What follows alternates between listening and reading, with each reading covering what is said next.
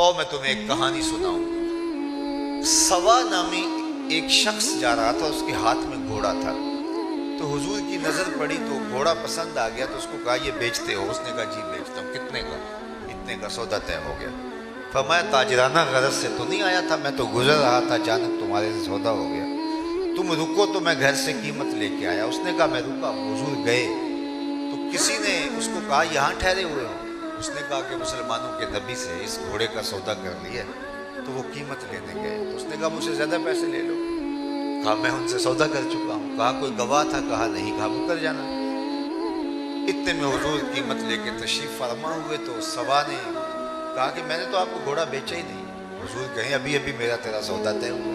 ہو گئے، کوئی بات ہی نہیں، لوگ جمع ہو گئے، ہجوم بن گیا۔ جب لوگوں کا پریشر بنا تو سوا نے سمجھا کہ صادق بھی یہ ہیں، امین بھی یہی ہیں، تو لوگ تو ان کو ہی سچا مانیں گے، مجھے تو لوگ غلط کہیں گے، میری شہرت بھی کوئی اتنی اچھی نہیں۔ میرا خیال تھا کہ وہ آئیں گے، قیمت دینا چاہیں گے، میں مکر جاؤں گا، بات ختم ہو جائے گی، تو لوگ جمع ہو گئے۔ اس نے کہا اچھا جی آپ بتائیے، جب دو آدمیوں کے مابین یوں نزاع بن جائے تو آپ کی شریعت میں تصفیہ کی صورت کیا ہے؟ تو آقا کریم نے فرمایا میری شریعت یہ کہتی ہے جو مدعی ہے وہ گواہ لائے، اور اگر اس کے پاس گواہ نہیں تو والیمین علی من انکر، جو انکار کرتا ہے وہ قسم دے دے۔ اس نے کہا بات ختم ہو گئی۔ آپ کا دعویٰ ہے نا میں نے گھوڑا خریدا ہے، تو آپ گواہ لے آئیں، اور اگر آپ کے پاس گواہ نہیں ہے تو پھر آپ کی شریعت کے مطابق میری قسم بنتی ہے، تو میں قسم دے دیتا ہوں کہ میں نے بیچا نہیں۔ اب اتفاق یہ تھا کہ جب گھوڑے کا سودا ہوا تو اس وقت کوئی موقع پہ گواہ نہیں تھا، وہ مکر گیا تھا، اس کے لیے قسم دینا بھی کیا مشکل تھا۔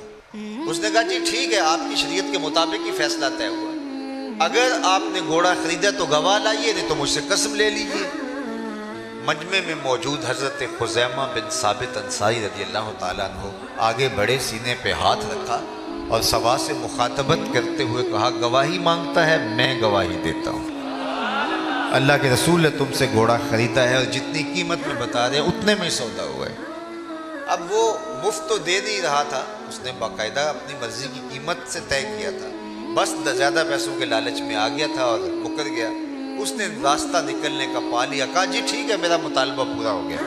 اس نے گھوڑا دیا، حضور نے قیمت دی، لوگ ہٹنے لگے، مجمع چھٹنے لگا، تو حضور نے حضرت خزیمہ کو قریب بلایا، کہا گھوڑا بھی مل گیا، بات بھی سچی، لیکن تم نے گواہی کیسے دی؟ تم تو موقع پہ تھے ہی نہیں۔ تو سنو جو حضرت خزیمہ بن ثابت انصاری نے کہا، آپ کے سینے میں ٹھنڈ پڑ جائے گی، میں تقریر یہیں بھی چھوڑ دوں تو آپ ناراض نہیں ہوں گے، اتنی خوبصورت بات ہے۔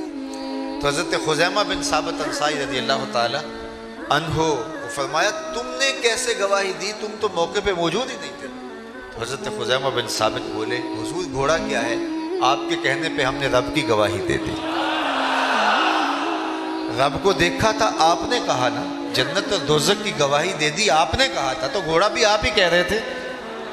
تو حضور نے حضرت خزیمہ بن ثابت انصاری کا ہاتھ پکڑا اور فضا میں بلند کیا، کہا جانے والوں ٹھہر جاؤ، رک جاؤ، کسی عدالت کچہری میں گواہوں کی ضرورت ہو تو میری شریعت دو گواہ مانگتی، لیکن جہاں میرا خزیمہ ہوگا ایک کی گواہی دو کے قائم مقام ہوگا۔ میرے امام بولے فیض پہنچا اے رضا احمد پاک کا، فیض پہنچا اے رضا احمد پاک کا، ورنہ ہم کیا جانتے خدا کون ہے؟ جو عقل و خیرت کی حدود سے ورا ہے تو اس پر یقین کیسے نصیب ہوا؟ یقین مصطفیٰ جان رحمت کی چوکھٹ سے نصیب ہوا۔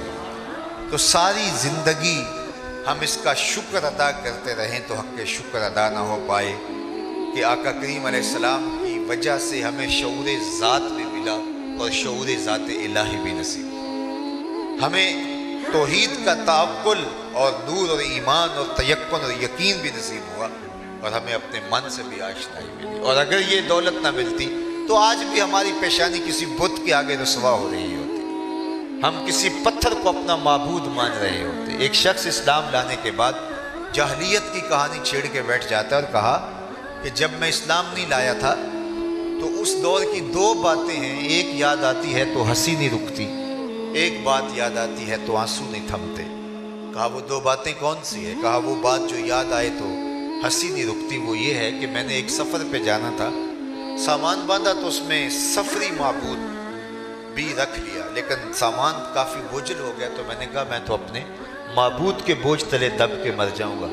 تو میں نے وہ پتھر کا خدا نکال کر کے ایک طرف رکھ دیا اور ایک آٹا گوندھ کر کے چھوٹا سا معبود تیار کر لیا، اس کو دھوپ میں رکھ کے خشک بھی کر لیا اور اپنے سامان میں رکھ لیا۔ راستے میں پوجا پاٹ بھی چلتی رہی۔ توشائے سفر اندازہ سفر کے مطابق تھا، لیکن سفر کوئی 1-2 دن اوپر چلا گیا تو توشہ ختم ہو گیا۔ جب توشہ ختم ہو گیا تو پہلے تو میں نے گوارا کیا، لیکن جب انتڑیوں میں بل پڑنے لگے تو مجبور ہو کر کے میں نے سامان سے وہ آٹے کے بنے ہوئے معبود کو نکالا اور پتھر پہ رکھ کے کوٹا، پھر اس میں پانی ڈالا، پھر اس کو گوندا، پھر اس کی روٹی پکائی اور کھاتے ہوئے کہا میرے خدا اب کام نہیں آئے گا تو کب آئے گا، اب تو بھوک سے میری جان بھی نکل رہی ہے۔ آج اس معبود باطل کی بے بسی یاد آتی ہے تو میری ہنسی نہیں رکتی۔ کیسا معبود تھا کہ جو اپنے پجاری سے اپنا تشخص بھی نہ بچا سکتا تھا۔ اور ایک وہ بات جو مجھے یاد آتی ہے تو میرے آنسو نہیں رکتے، اور وہ بھی ایک لمبی مسافت کی کہانی ہے۔ میری بیوی امید سے تھی اور میں کئی سالوں کے لیے سفر پہ جانا تھا۔ واپس پلٹا تو میرے آنگن میں ایک بیٹی کھیل رہی تھی، اور میری بیوی نے اس ڈر سے کہ کہیں بیٹی کو زندہ درگور نہ کر دے تو اس کے توتلے لہجے میں میرے لیے محبت بھرے جملے رکھ دیے تھے۔ میں جو ہی گھر کی دہلیز عبور کرتا ہوں تو وہ دوڑ کر کے میری ٹانگوں سے لپٹ جاتی ہے اور یا ابتا ہو یا ابتا ہو کہہ کے مجھ سے مخاطبت کرتی ہے۔ میرے سینے میں پتھر بھی ہوتا تو پگھل جاتا، لیکن میں اس ظالمانہ سماج کی جھوٹی رسموں کا جکڑا ہوا شخص تھا۔ میں نے فیصلہ کیا کہ میں اس کو زندہ درگور کر دوں گا، اور اس کو باہر صحرا میں لے گیا اور ریت ہٹانے لگا اور گڑھا کھودنے لگا۔ میری بیٹی نہیں جانتی تھی کہ یہ ماجرا کیا ہے، اور وہ مجھے بار بار روکتی تھی آپ اتنی گرمی میں یہ مشقت کیوں اٹھا رہے ہیں، حتیٰ کہ پسینے سے جب میرا بدن شرابور ہونے لگا تو وہ اپنے ننھے آنچل سے میرے ماتھے کا پسینہ صاف کرنے لگے۔ لیکن میں تھا کہ میرا سینہ، اس کے اندر درد مند دل نہیں تھا، ایک پتھر رکھا ہوا تھا۔ خیر گڑھا کھود کر کے جب میں باہر نکلا تو اس نے سکھ کا سانس لیا کہ میرے بابا کی مشقت ختم ہوئی، لیکن میں نے اس بیٹی کو اس میں دھکا دے دیا اور مٹی ڈھیلنے لگا۔ پہلے تو وہ کھیل سمجھتی رہی، لیکن جب اس کی سانسیں دبنے لگیں تو اس نے ننھے اور معصوم ہاتھ جوڑ کر مجھ سے زندگی کی بھیک مانگنی شروع کر دی۔ وہ چیختی رہی، وہ روتی رہی، اس کے آنسو بہتے رہے اور جڑے ہوئے ننھے ہاتھ مجھ سے زندگی کی خیرات مانگتے رہے، لیکن میں اس کے اوپر ریت انڈھیلتا رہا حتیٰ کہ اس کی سسکیاں، اس کی آہیں، اس کی چیخیں، اس کے جڑے ہوئے معصوم ننھے ہاتھ اسی ریت میں دب گئے۔ آج اسلام لایا ہوں تو اس کی چیخیں مجھے سونے نہیں دیتی ہیں۔ بیٹیوں کو زندہ درگور کر کے باپ فخر کر رہا تھا اور پورا معاشرہ اس لپیٹ میں تھا، اگر بیٹی زندہ ہوتی بھی تو اس کی تکریم نہ ہوتی۔ جس معاشرے میں بیٹی زندہ درگور کر کے باپ فخر کر رہا تھا، ایک آواز بلند ہوتی ہے جو شرق سے غرب تک اور شمال سے جنوب تک ہر شخص کے کانوں تک پہنچتی ہے۔ وہ آواز میں نے بھی سنی ہے، وہ آواز آپ نے بھی سنی ہے، لیکن ذرا دیکھو کس تناظر میں کہا گیا یہ جملہ۔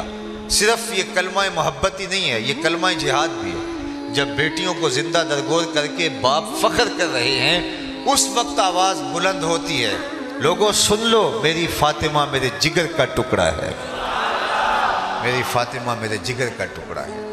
تو اس آواز نے کائنات کا رخ ہی بدل دیا۔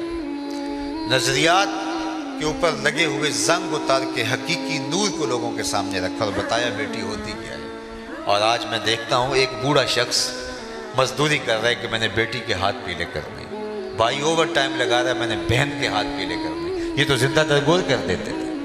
آج پردیس کاٹ رہے ہیں لوگ کہ ہم نے بیٹیوں کے ہاتھ پیلے کرنے، یہ تو زندہ درگور کر دیتے تھے۔ ان کے سینوں میں بیٹیوں کا پیار ڈالا کس نے؟ جواب آئے گا میلاد والے رسول نے۔